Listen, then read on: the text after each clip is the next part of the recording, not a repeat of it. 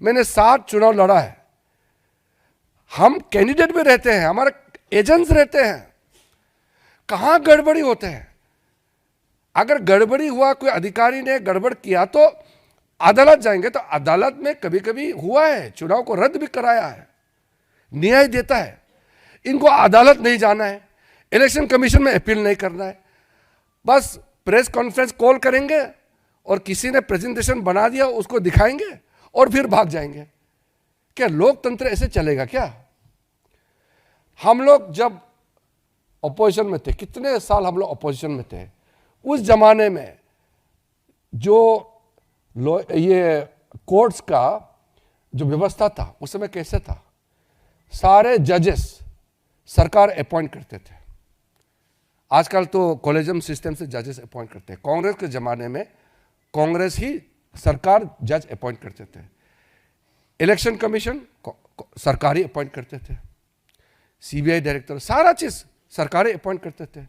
लेकिन भारतीय जनता पार्टी ने कभी भी ये नहीं कहा कि हम लोकतंत्र में विश्वास नहीं रखते हैं, कभी नहीं कहा।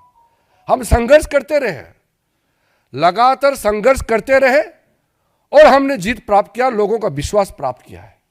हमने कभी भी अदालत को गाली नहीं दिया, हमारा पार्टी ने कभी भी इलेक्शन कमीशन को गाली नहीं दिया, हमने लोकतंत्र की व्यवस्था को हमने सवाल नहीं उठाया। अगर कहीं गलती हुई है तो उसके लिए अदालत जाना है तो भी हम लोग जाते थे, पिटीशन देने थे, इलेक्शन कमीशन को देते थे।